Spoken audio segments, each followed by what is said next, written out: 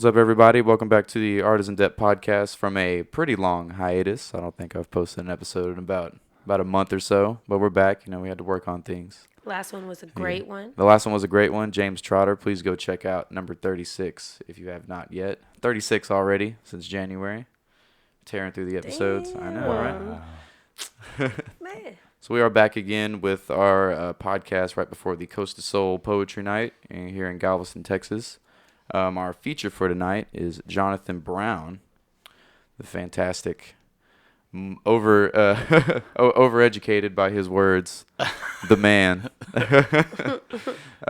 Also a poet and also hip hop artist. Just released an album. Fun. If I'm not, did I hear you say that earlier? Yeah, well, Aggressively Vulnerable came out maybe about a year ago. The pre-order was finished, and I just wrote another one that should come out this winter. But there's some unanswered questions because we're mixing and mastering, and once it's out in the world, it's not yours anymore. It's everybody's. The people owns it. They do what they want with it. So we want to get it right.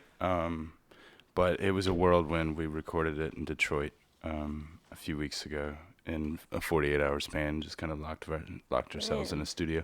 And the only producer on that project is a guy named Eddie Logic.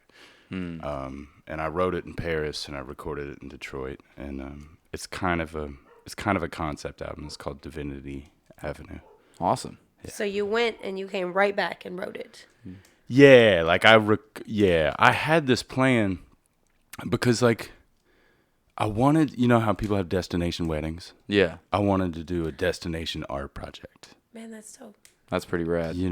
Really take yourself on an art date and say, what happens here is what this is. And I'm going to front to back make it in this amount of time. Holy shit, you're That's probably tight. About to inspire a million art dates. I know, that's like punch me in the Damn. face. Steph and I do art dates all the time. Oh, also, Yeah. let me introduce everybody. Once Word. again. Back again with Amalia Lopez, the host of Coast to Soul Poetry Night. Hey there. And, of course, the fabulous Stephanie Bass with us again. Hey, y'all. And, of course, myself, but, I'm pretty lame, so I'm not going to insert myself here. Well, I feel like art dates, art couples, y'all are an art couple. We do art dates all the time. Me and Yeah. Justin do art dates technically, but did you do, I know you went with your significant other, Right. But was it more, this project in particular, was it more of a you thing still? Like an art date with yourself. That's what I was thinking about. Sorry to my husband. I mean, it was like a month-long date with each other. But every day I would sneak away for about 4 hours and go write.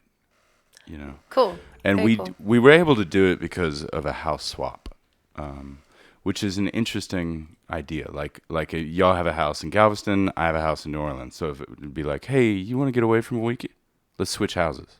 So no money changes hands. We just switch houses. That's pretty original. I've never heard of that before. Yeah, and that's what happened. That's how we were able to stay in Paris for a month. Very cool. Yeah, because we got a homie over there who I went to grad school with, and I was researching house swaps, man. There's this houseswap.com. There's a house swap app, and I'm doing all this house swap research, and then I just see Carrie be like, "Does anybody want to live in Paris? I'm trying to come back to New Orleans." What? Me? The universe just totally interfered. Yeah, I was Got just you. researching, and then it fell in my lap. Well, it makes it super affordable because it takes the lodging out of the travel, For sure. travel expenses, and that's usually 40 to 60% of it, depending on what you're doing. For sure, sure. So you just get some plane tickets and some food money, and you're golden. Yeah, I'm really about that house swap life. Yeah. I want to put it out there. 'Cause, I've seen the TV show. They did the house swap and trading spouses and all the different shows on whatever channel they did, like A&E or whatever they did it on.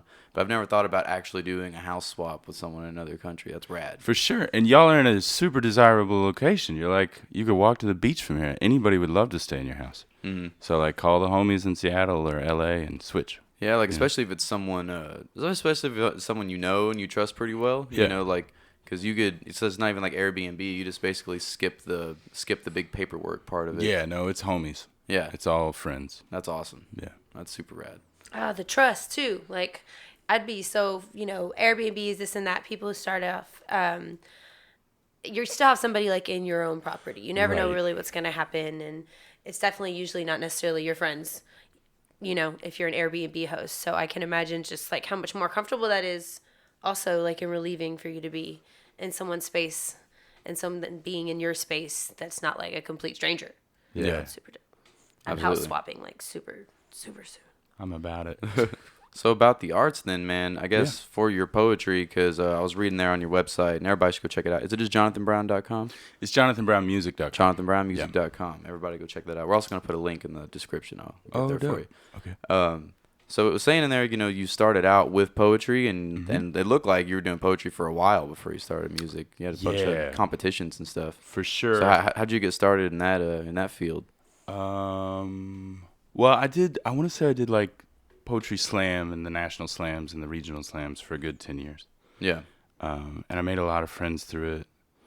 I love slam, and I want to give a lot of love and respect to, like, slam is kind of my hometown when it comes to art, but like my hometown, I had to get out of it. You know both sides of it. Yeah. You know what I mean? Yeah. And I got a lot of love for it, but just as far as like how far can you push the art, you know, like my first leap out of slam was writing plays and doing like one-man shows and collaborations with choreographs.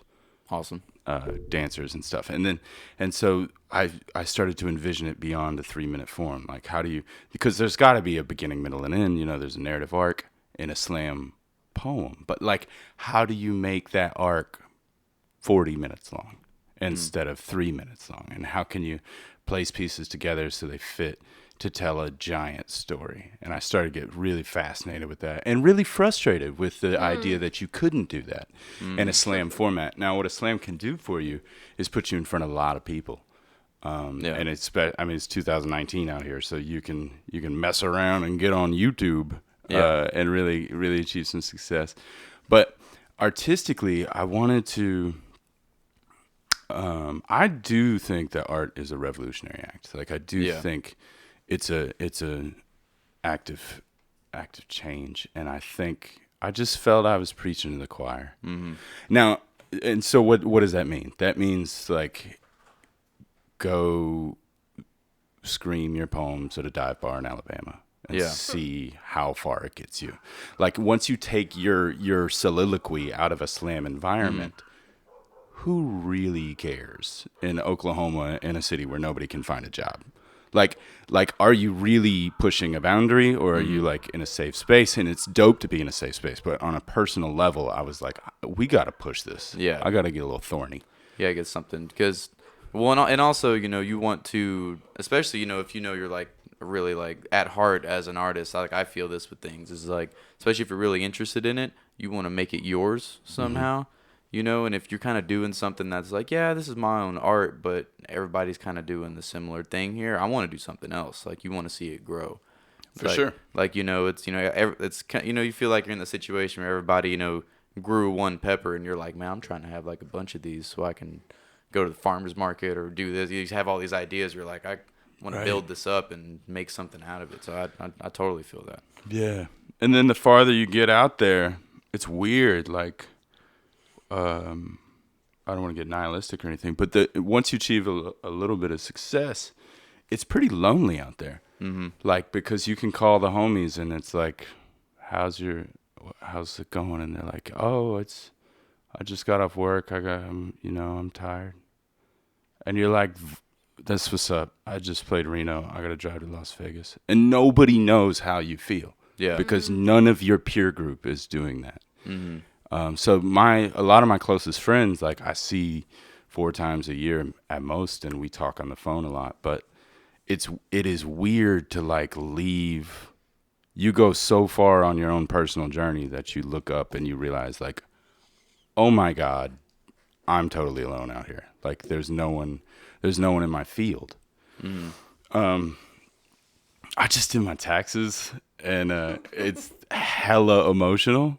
Every year for me to do my taxes, because, like, there's so many, like, premises to play with. Like, for one, you know, a lot of people can say this that work on a high level, but, like, I can show you. People say I gave art everything I had. I can actually show you on a balance sheet that I gave it every. Sure, yeah. You know what I'm saying? Like I made 56 and spent 37 getting it. So I lived on 19, which is like, who the fuck does that? Like my accountant's laughing at me. It's like there's the family stuff involved because you're like a grown man and you're supposed to be supporting yourself, and I am, but I'm like, every dollar I make, I throw back at art, and I've done so for the last 4 years, and I wouldn't trade it for the world.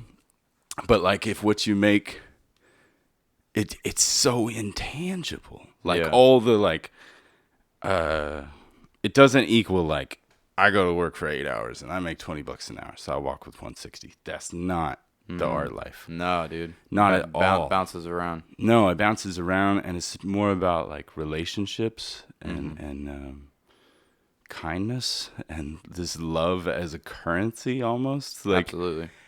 It's such a fun life, and the further you get down that road, if you look up and all your homies you graduated college with are like the manager of an H&M, you realize like you're really out there on your own. Well, especially, when they and because that's something that I've only hit with really my friends from, like the small town I'm from, like in Oklahoma, where, you'll, just like you were saying, you're like, hey man, what's going on? You try to be stoked on the phone, and they're just like, well, this happened. But then they'll stop after saying like 10 words. Right. There's a silence on the phone. I was like, bro, you can literally tell me anything. You can tell me, like, did you do anything? Like, how's your kid doing? How's, like, any, like all kinds of stuff. And they're just like, Right. And it's definitely a hard thing to listen to sometimes. But it's also, like I try to bring my friends up out of those things if I can. But also at the same time, like you were saying, whenever you're working on yourself and going, like if they're not going to be there to kind of hold their weight and want to jump in and do it, there's really nothing you can do. Yeah, and it's kind of like, and that's okay. Exactly. That's also zero judgment and it's all totally love. fine. Like, that's totally chill. And I think as we get older, we kind of have to develop our own peer groups. Yeah. I think loyalty is kind of a flaw.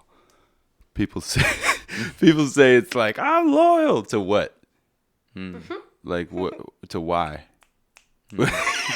I don't know. I don't mean to say that I turn my back on my friends. That's not what I mean. I mean like I was texting back and forth with the homie Jessie Wayburn today, and she's in Oakland. She's about to move to New York, but like she's one of my closest friends because she gets it. The same with Virgil Wolf in Texas. I see him, maybe 4 times a year, but I love that motherfucker. I want him to.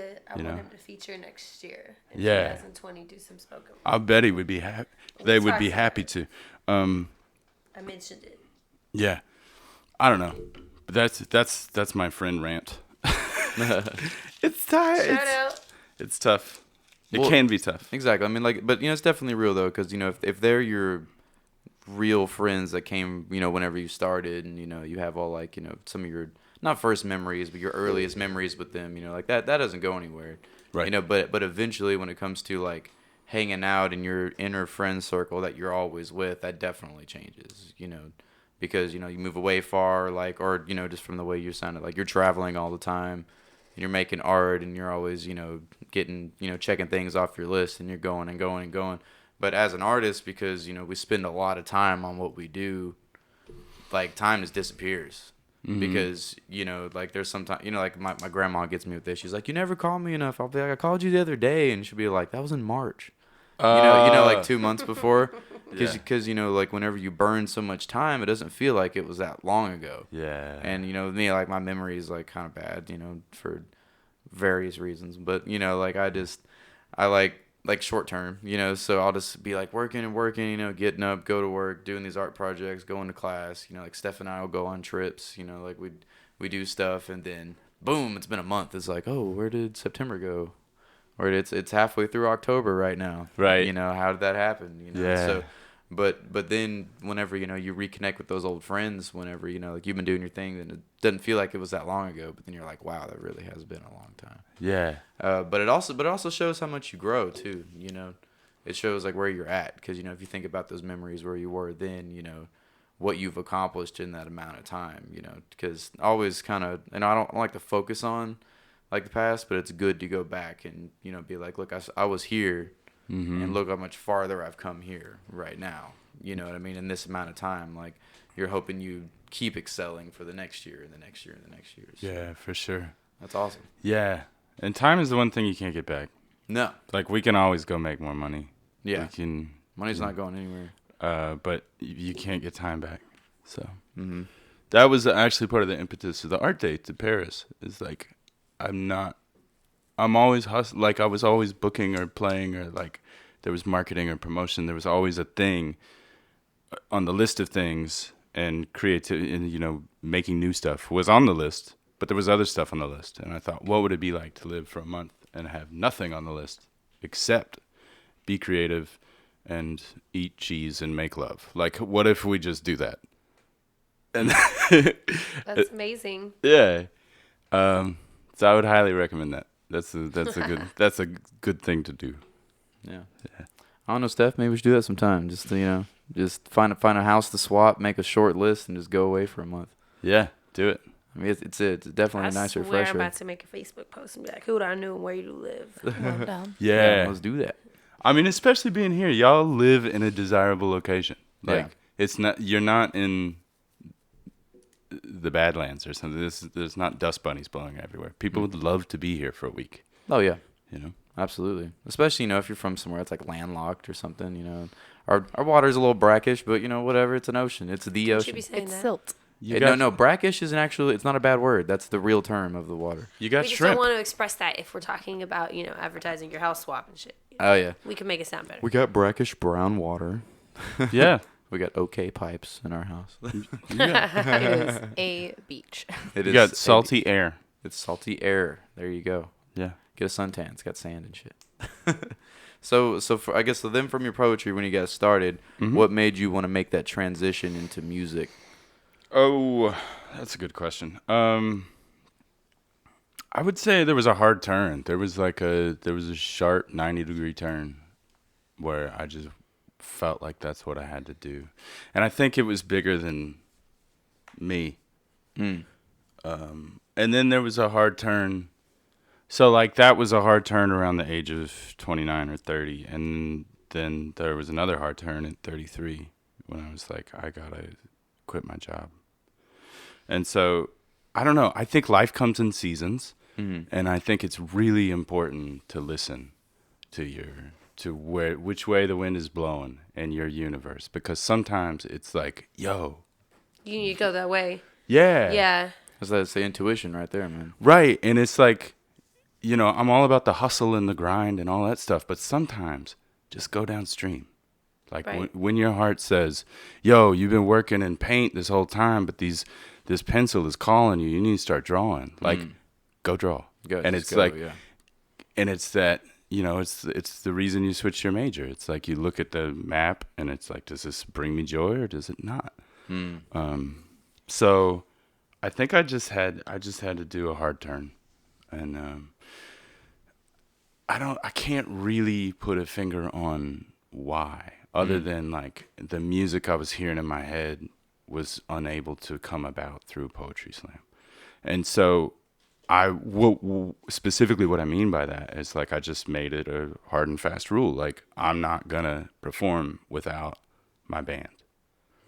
And so for like 2 years in New Orleans, all I did was play with my band. And we would get shows and we'd play shows and it was great. And we kind of built a little following. And it was awesome. And people would say, oh, we got the poetry thing tonight. And I'd be like, I can't. I mean, I'll come watch, but I can't get on. I just can't let myself do that. And is that reasonable? No, that's not reasonable at all to like, but I do believe like this was a thing in my household when I was a kid. My dad used to say, you can have anything you want, but you can't have everything. Meaning like make a choice. Choose something. Like decide. Actually, in the root of the word decide is to cut. So you have to cut off the other options. Like if there's a plan B, you don't have a choice. You have a waffle. You have some indecision if you got a plan B. You're not fully invested. So like I think it's important to really make a choice and go for it. That's the same thing I heard with the just getting advice from the mentors to change the degree as well. When I was pondering, because you know, my family, you know, I was doing this business degree for my family. I wasn't doing it for myself. Oh, for sure. Because everyone was like, oh, but what if you try what you really want to do and you fail? You need something to fall back on. Right. And it's like, I'll never forget this, but it was this dude, Chris Collins, you know, he has a podcast, Business Outlaws, out in LA, but he was straight up just like, he's like, if you have a plan B, you just like if you're spending more time on your plan B than your plan A, Yeah. he's like, what the fuck are you doing? Like why are you planning for your dream to fail rather than fixing that mind state and do what you need to do to get it done, you know, and stay on that. You know, there's ups and downs, but like why waste, you know, your excess energy on this thing that you don't give a shit about when you could just put it all into this? Yeah. You know, because of course, you know, like having something to fall back on is cool, but like, you know, we're pretty, you know, at least I am, you know, I feel like if I need to find something real quick, you know, to fix something, I'll do it. But, you know, having, when you focus, I mean, like look, if you're focusing on your plan A and you have a plan B on the back burner and you actually have it on the back burner, maybe. But a lot of people end up just saying, you know, well, I'm putting my time into this right now, so I got something to fall back on, and they're letting what they actually want to do just sit cold, you know, and just you know. Right. I didn't like that. Hit me really hard, and I was just like, I'd rather just jump in the pool. You know what I mean? Well, it's okay. So I think a basic human need is to feel comfortable and safe. Yeah. Yeah, complacency is also a thing. Like once you get to whatever comfort level that is that you're seeking, and everything is balanced according to what you think is the right kind of balance for you to. I mean, survive is an intense word, but so to speak. Survive, whatever your version of that is as well. Like, it's complacency, I think, is really easy for everybody. I mean, obviously the word for in sure. itself. It's like that primal feeling from the human, you know? Yeah, so again, it keeps you from maybe pursuing plan B as your plan A. Yeah. And it's like, and that complacency is what you know, and that what you know feels good, even if you acknowledge that, like, I didn't make any headway today, but you know, like, I love my Netflix show. Like, it's, and you know, self-care is important. I'm not saying don't take care of yourself and take time for yourself, but yeah, I actually think that the plan B serves you in a way. Because you can blame it on something else. You can take your success or your dream or whatever, and you can then list 5 excuses as to why it's not happening, and then you can believe those excuses, and then they comfort you. They're like your little... Yeah, you're just trying to find a whole bunch of like self-justification for you're creating your own demise. Doesn't mean you like it, but it's still serving you something. That's what I mean. Yeah, it's serving you, and I'm guilty of that too. I mean, but I think acknowledging it is a really important step. You know, even in relationships, like if you have that one terrible friend who like. Whenever you hang out, you drink too much and then complain, and you're like, why do I keep doing that? Oh, because it serves me, because it validates me, because it validates my flaws, because it validates what I perceive as inadequacy. Well, my friend wanted to do it. I didn't really have a lot choice. Of ego. Yeah. It's like, what am I going to tell him? No. You know? Yeah. And ego is an important thing. Like, I've been really jamming on the idea, like, so me too. I went to a workshop with Right About Now. They did in August, and one of their best classes, Peace the Poet, she's featured for us on New Year. I'm wearing her shirt. Hey, that works out. Yay. But her workshop was on ego, and out of all of them, I gotta say it was one of my favorite. It just blew my mind, everything that she had been researching and going through with her self transformation, and what she had to relay about learning that, you know, learning more about that and what it really truly means, and how we hold it, how we use it, the good and bad sides of it. Word. And how deep it runs, what it controls in us ultimately. Anyways, my mind's been blown lately too. Yeah. Why has yours? Yeah. With the about ego. I'd be interested to hear what she said about ego, because I think in pop culture we think ego and we think Kanye West. We think ego and we think associated with the negative. I know, and that's kind of like hyper self thing.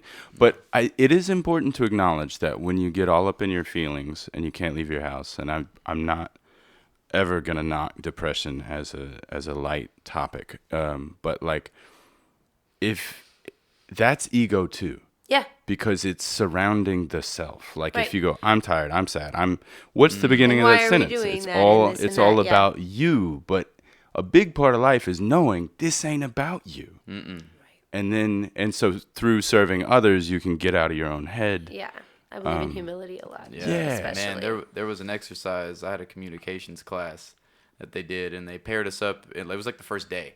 They, and like it's a communications class, so the teacher's like, I'm about, in his words, I'm gonna break the hell out of this ice day one. I love that kind of stuff. I'm so good in class. And he was just like, he put like us in groups of 4, and he's like, all right, you guys are gonna have a conversation, but you can't say I. Oh, No that's one, good. no one can say I. Good. And it was awesome. Should we get a rule for a podcast sometime? Yeah, because all you could do really was talk about the other person. Right. Yeah. What did you do? How are you? Do this, and that. How'd you do this? Instead of saying, well, you gotta go, well. It's a really good awareness sometimes- exercise. Oh, Yeah. because it made Yeah. everybody pause, and it's like, wow, you don't realize how much we talk about ourselves. It's gross. It's crazy. Yeah. I mean, we're here to talk. You're here to talk about you and in a more serving way. This is definitely to serve others, which I think is one of your biggest goals. Having artists on here, helping people get something out of this. I want, because I want going everybody. off Yeah. in my brain. I want everybody to see that it's real, and people get caught up in, especially in art, because we're all our biggest critics. You know what I mean? We'll beat ourselves up easily. Yeah. So, but I wanted to show people, that everybody kind of does that, and you, like, even if you take a break for a little bit, always come back to it. There's really no reason to stop doing what you're doing if you really love it. If it's up and down, you need to put it down for a little bit. Cool. Like everything in moderation, of course. You know what I mean? And you can get oversaturated on anything. Yeah. But just having everybody on here talking about just what they do to deal with things. Actually, this is actually one of the most insightful. I can't wait to hear it and listen to what you said again, so I can Yeah. I like to go back and take but notes. no, that's real. I mean, Yeah. that's definitely real. Yeah. That's what's up. I don't know. Let me turn that around on you. What do you think is a good, and for everybody at our table, what do y'all think is what is a little nugget that helps you keep going? Like when things get tough, how do you pursue? Am I gonna start that one off? Yeah, go. Look at me. What keeps me going really, like the thing that will do it every time is and I tap into this if I'm really like stuck, but looking at my dad's old art, or or looking at the art books I used to look at as a kid, which I still keep. I have in my closet all the Robert Williams books. Not Robin Williams, it's Robert Williams. He did the original art for Appetite for Destruction, for Guns N' Roses. Yeah. But because when they released it in the 80s, they couldn't have like nudity directly on the covers of things. So they scrapped it in the 80s, but then whenever they released their 25-year, they used it for the 25-year, because that was the original art they bought. But whenever I look through those old paintings and old art pieces, it kind of brings me back to like why I wanted to do this and why I started doing it. But then also like friends of mine that are also painters, and like the homie Pono, Shay, he's in Austin. He had a show at Pro a while back. Pro, yeah. Yeah, he's been doing like these big like wooden cutouts, and they're like, but he uses so the way he does his painting is crazy, and this gets me going. Watch him do this, because he'll paint the entire thing and it looks great, it looks perfect, but then he'll sand it down, and then paint it again. Okay. But like not sand it down bare, he'll just sand off the top layer and then paint it down. But when he does that, it just looks super, just like crispy, bright and rich. Ew. Yeah, like it's crazy. But he's just like, yeah, I do that with every painting. But he cranks out art like crazy. Wow. Because he goes in he operates on the windmills, like the big wind turbines, that get the wind energy. Uh-huh. And he'll do that. He'll be gone for like 2 months doing that. But then he says he usually gets enough cash for the year, so he can just do art and just hang for the rest of the year. Awesome. Yeah, I think that's brilliant. But stuff like that, like seeing art, like friends of mine grind, for their art, and then also looking at where I came from, that gets me going more than anything. Yeah. I don't know. My community and my family, I mean, poetry is something I've done since I was young. I've always written, and then I noticed kind of during my first marriage, I was really young when I got married and had our sons. I really didn't write a lot, and it was a point in my life where I was like I've been an adult, like I've been the mom of my friends since I was 15 and had my own place for the first time and always had jobs and was always just too much adulting. And so when I had my kids, I really got into being a mom, obviously, like even more. And so I just didn't write for a long time, and reflecting on it now over the past couple of years, especially, and being in a different relationship and being, you know, now I'm 10 years away from when that first was, when I was pregnant with my first son. I think I really needed to just like stop for a while. And now like all I write is for my kids and for other people. You know, I really just love hearing someone be like, I related to that, and how do you do that? And you know, I hope this open mic's almost 3 years old next March, and like there have been the worst things that could happen to me in my life have happened since we started this. And it's held me together. People have held it together when I couldn't. It's created a whole nother sense of community for me, and I'm about to kind of have to step back a little bit more because now my kids want to come to poetry scenes, so I can't be going on a Tuesday night when they want to come too. I need to be taking them. So, you know, I'm coming on another level of like why I'm inspired to do it and what I need to do to continue inspiring others. And I think that's best through my kids. And then, you know, my husband, he paints murals, so like we have some of his first pieces have poetry of mine from years and years ago on it. And so like he reminds me of how happy I'm allowed to be, so I write a lot of happy things since I'm with him. That's when I awesome. wasn't with him and I was kind of like single and dating and with just my sons the years prior, I was writing a lot and I was writing really positive things, but I also had like heartbreak that I hadn't experienced because I'd always been in relationships since I was young. And so I was like, but I was a mom, and like, so I was writing a lot of different things, but a lot of sad shit. And my sad shit is actually, I like it better than my happy shit, but it's like I can't write sad stuff anymore. I can, but I've got to like be mad or something, and I'm trying to find more reasons to not be mad. That's good. So, and recently my best friend from high school took her own life. And my dad died 2 years ago, and like between that and her, and they loved each other. So like we've been doing a lot of like memorial things and trying to, you know, just do stuff to, and she was my son's godmother. And, you know, this happened and he's been really sad lately. But then the other day he told me he wanted to write about her. And that's why I was bringing that up. So it's like, and I haven't been writing because of her. The last thing I wrote was her obituary. And so I really have been like, no writing. And then when he asked me and he was talking to me about what he wanted to say and why he wanted to write it, he just wanted to have like this thing that he wrote to keep for him about her. I was just like, man, that's why I write too. That's super So cool. like in the past week and a half or so, been feeling better about coming to do this, because last time, you know, my community, Tarina, she hosted for me, you know, people have came and tried to help me out, so I'm not in like this emotional upheaval. And it's just another example, like me being able to sit here and not like be a mess considering so much is because y'all are like the energy, and just it's home.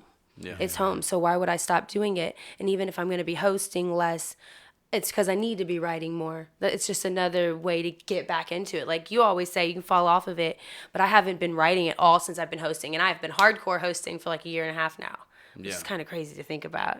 But if you notice, I don't read when I host because it's all old shit. Unless you have to. Unless I have to, and then it's all old shit and it's gross. But a lot of people there still haven't heard it. You know what I mean? Like That's true. That's something I tell Cloud. Shout out Cloud Style. Yeah. That's something I tell him all the time, because he doesn't want to do his poems that he wrote back in high school, like, but they're really good still today. I bet. Like the Mother one and all those. 'Cause Right. Last time he featured, he was actually going to do all new stuff. And he forgot his book. I remember. He didn't know he forgot Poor his book guy. until right before he went on. He forgets his stuff all the time. Me too. I've been telling him to do the pocket check since like we were in high school. I was like, pocket check, man. I was like, phone. Make sure you get your shit. Like phone Phone keys, keys. wallet.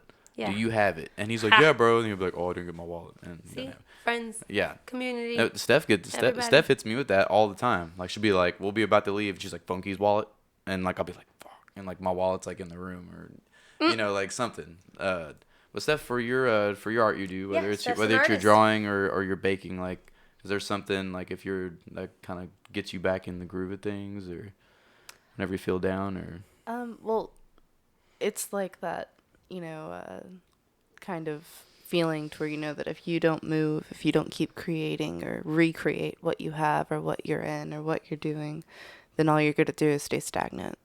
yeah. Yeah. So you just have to keep on going. It's kind of like a fear of staying stagnant. Well, yeah, it's like, I mean, if you don't like what you're creating, outputting, or what you're doing, or like even what level of life you're on, why would you stay still in that? Why wouldn't you Word. keep going? Why wouldn't you recreate Complacency. yourself to better your situation? Why wouldn't you recreate what you are doing, whether it's a baked creation, a painting, or like a poem, or even like, you know, how you feel about shit? Yeah. Yeah. Revamp. You just gotta go. Come back, yeah. You come back to it, and kind of like you took yourself, Jonathan, on an art date. Sometimes, you know, like from the art itself, you know, you're gonna like, you know, just space from it and go do something, you know, because you can go out there and learn something else in a completely different field. And then, you know, sometimes and this happens to me, if I'm stopped doing a certain type of art for a while, you know, you'll be doing something else that's like unrelated, but you'll do something in there that makes you think about it, and you're like, oh, this would be great for this. And then, you know, you run back, and then just from that idea, that can get you right back into the art you put down a month ago, because you just needed the right spark, you know, and you just go. Yeah. And knock it out. Oh, and speaking of pieces, do you want to jump into maybe doing a little piece? Okay, so I thought about that. As soon as you said that, I was like, well, what do I do? Because so much of it takes so many shapes, right? So this right here on the table, what is this? Is this your Well, tonight's a poetry event, right? So yeah. I was gonna leave the sampler in the car and You read. brought your other merch? Oh yeah, is, Okay. I got merch. Okay, good. is that like the vinyl of your album? Or is it Yeah, book? I brought you guys a vinyl. I was gonna leave you with this as a gift for having me. Oh, what? But I had the idea, so it looks. I know this Do you have a record player? This is a sound thing. We're but gonna get one. We know someone. looks Oh, like that. Dude, the wax is nice on that. Yeah, Damn. it's a marble thing. That But I is wanted to really leave pretty. you with this, and I had the idea because like a lot of what I do is based on I don't know I'm going to sound like a hippie when I say this, but energy, right? And I'm feeling like so That's why we're all here, man. at peace Doesn't go right anywhere. now that I don't really want to like scream at you across this table. Like that doesn't make any fucking sense. That's crazy. So what I thought about doing, if this is okay, Yeah. is I'm just gonna say yeah before you do. Oh, okay. So I wrote an essay that I included in the back of Aggressively Vulnerable, and I thought maybe I'd read it because this is the type of setting where I think it would fit nicely. All right. Because there's no bar noise, and you know what I'm saying? Like I don't have to scream this. It's an essay. It's prose. But I thought this might be a good fit, and I'll share it with you. I feel a type of way about this because I've read it in front of several audiences, and I think it changed. I think the context of the essay has changed since I wrote it, and I think the context of the essay changes at a fast clip now with what's happening in America. But I'll just share it with you real quick. It's called Art and Activism in the Age of Fear and Censorship, All right. or Crossing Enemy Lines, or Have You Met Gerald Yet? Ready? Okay, here we go. Last night during a Q&A session at Mount Holyoke College, I got a really important question from Aisha Balabas, and I want to address it here. She asked how Trump could get elected in a world with so much art. Basically, what's the point of art in a country that's shitty enough to elect a con artist as president? And what's the point of art if bad shit happens anyways? And now what? And it was my suggestion to cross enemy lines. Go to the most conservative part of your state, find the open mic, and shake it up. It's called making a difference partly because it's different. It's not called making a same. Nobody ever says that. When I grow up, I want to make a same. Nope, never heard it. And I don't mean to minimize the value of a safe space, especially the one that the Conscious Poets Society at Mount Holyoke College created last night. I felt extra welcome, and I don't feel that way at every show I play. Safe spaces are places to hone your skills and sharpen your blade and share your truth and commune with family and dare yourself to go further and farther into your art, more so than you ever knew you could. But when you're ready, you got to step out. You got to jump off the bridge and build your parachute on the way down and fuck gravity. Learn to splat. Find an audience well outside of your comfort zone and confront them with the art you know they need. Play a show in West Texas. Rock a mic in the middle of Trump land. Find a dive bar in a small town in Oklahoma where nobody can find a job and see how far your poetry gets you there. If you believe in art as a means of activism, then go. Go make friends with those fucking rednecks. Rednecks know a lot about fishing, and if you're nice enough, one of those rednecks will take you fishing. And when y'all get way deep into the woods, so deep there's no phone service, and Google can't auto-correct y'all back into your ideological corners, and all y'all can hear are the bullfrog rivets and the bird chirps, and y'all find peace in that stillness together, then, right then, ask that motherfucking redneck how he feels about Black Lives Matter as a movement and a premise. Ask him what he's doing to fight white supremacy. Ask him why Cardell Hayes was locked up immediately and Ronald Gasser was not. And if he does not know who those people are, help him look it up later. Ask him why he thinks public schools in the South are more segregated now than ever. Ask him why he's not a feminist. Ask him why women are treated as second-class citizens. Ask that motherfucking redneck how he would feel if his grandma, mom, girlfriend, or daughter were one of the 1 in 4 women who were sexually assaulted in their lifetimes. And don't forget to ask him why the women in his family don't deserve access to adequate health care, and then listen, gently listen, then listen some more until you can't fucking listen anymore, and then listen just a little more, because everybody needs to feel what it's like to be heard. Everybody deserves to feel love and to be loved. Believe it or not, you have the power to heal whatever the fuck is making that redneck so angry. And through it all, you'll probably learn the person in front of you is not a redneck at all.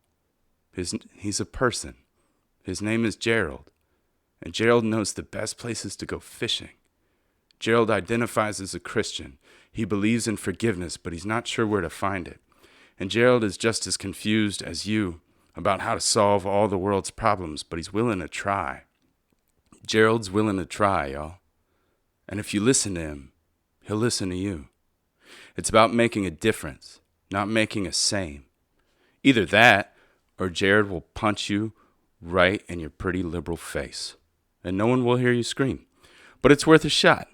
Get out of your bubble. Lean into the fear. Fuck gravity and learn to splat. And I don't. But if I did have a daughter, I hope that on her way to growing up, she becomes a proud lesbian and goes to a private school up in New England. I hope her friends see her as rebellious because she's the only one who's not a vegetarian. I hope she's passionate about social justice and global warming.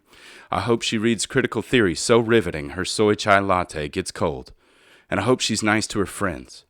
Nice as you should be to Gerald. Nice as you were to me last night. Ta-da! Oh yeah, that was dope. That was rad. Yeah. So it's funny, man. I really do believe the context of that thing changes weekly. Yeah, as America keeps going on its path. it's like a chameleon writing. You know, it just kind of goes with whatever it's with. You know, just yeah, man. Yeah, but that's a little secret thing. I never published that anywhere else, but inside of the insert of the physical copy of that. And I like doing that. I like hide Easter eggs in my art projects. So now it's out on your podcast. Well, but it's never been out in the world. Well, hell yeah, man. Well, the Easter eggs are great because it adds uniqueness. You know what I mean? Yeah. It's like it makes it theirs. You know, kind of like when I do the shoes. You know, it's yours. Like I don't want to copy anybody's stuff. You know, like this is you. You know, so that's awesome, man. That's I really appreciate that. That was fantastic. Yeah, thank y'all so much for having me tonight. This is a big deal. Yeah. It was awesome. I'm excited. Yeah. It always Absolutely. usually gets really good energy when we do it before the show. It's my favorite time to do it. Yeah. Before the show. Yeah, absolutely. And you know, it's funny. I was telling about the question I ask everybody, but I feel like we've answered that, man. That's what we talked about the whole time. You know, to stay on top, and if you quit, you know, if you have to quit for a little bit because you know you start a family or you have whatever you have to do. Yeah, man, that family. Yeah.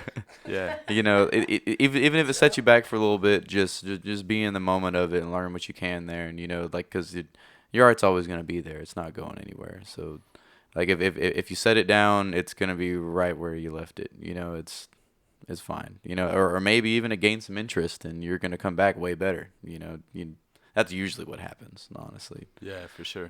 Just because, and I really don't think it's because of like actually like getting better, because you know you do get better, but I think it's because like you said, our life comes in seasons. Like your attitude, and when you come back to it, is new, so it feels like it's better because you're coming at it at a brand new angle or whatever you're doing with it.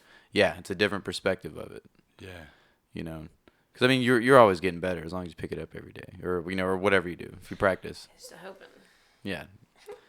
I mean, even if it's just a little bit, you know, like that's one thing I've learned, is to focus on the process, you know, not the product, because the process is where it all happens. The process is what you reminisce Yeah, on. show up and do work. Yeah. Exactly.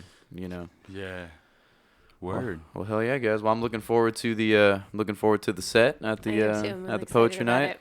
I'm gonna be there at the bar. It's needed. Steph will be there at the bar as well, hanging out.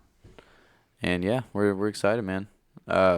So for your so we said Jonathan Brown Music. Yes. .com, and then also any social media you're at. Yeah, all the handles are also Jonathan Brown Music. Jonathan, so that's awesome. Twitter, Facebook, that's Instagram. That's the way to do it. Jonathan Brown Music. You can find me on there. All right, Jonathan Brown Music. Everybody, please go look it up. Please check it out. Also, if you're in the Galveston area, on the 1st and 3rd Tuesdays of every month, we do the Coastal Soul Poetry Night at Proletariat Gallery. We do. 23rd Market Street. Come through. Everybody come through. Everybody's there. Your dad told me one time, he's like, I don't care if y'all show up, just put a mic out. Just put a mic out. Come. And just I was do like, it. okay. I'm just gonna throw this out there, but I've had ideas of bringing a comedy night to Pro. Dope. Yeah, I mean, sometimes we end up getting one anyway. Yeah. Well, we were thinking about, or I came up with this idea, but like I had a random idea, and I told Steph, and we talked about it a little bit, but doing it kind of like improv, like Whose Line Is It Anyway style, like host the show and get people around to, you know, like we'll do the scenes from a hat, you know. Well, you remember when Becky did the Christmas special show and had Mel and who else dressed up, and they were like in the green dresses, and they set it up like a TV show. You didn't see that? No. I might have been. How long ago? I might have been living in Austin. This was Christmas. Christmas last year? Yeah, Mel and oh my gosh, I'm so mad at myself for not remembering Kathy's name, Kathy DeVry. Yeah. That's who I'm thinking of. My bad. No. Anyways, they did like a whole setup. It was so great. Like a home network show from the 50s or something. But they were doing... Oh, when they were yes. Okay, I remember this because Mel was talking about it at the Old Moon. No, she was talking about it at the deli. They did their little show where they were like talking about items. No, something like that for sure. Like I want to like host something and Sounds then like you need a production crew. Yeah. Well, we're not gonna like televise it, but we're gonna do something fun. That was dope. Yeah. Because they did it on like a live feed, so the way it was like scrolling, it was like a little home. Well, we want to do like a featured like comedian or a featured person to be like the fourth of the group. Like do it straight up. Whose Line Is It Anyway style. That's what's up. So if you ever come back to Houston, Galveston area, man, come in. We'll have some fun. You know, like I really want to build this James thing. Come. Yeah, that's one of the thoughts I had. Yeah.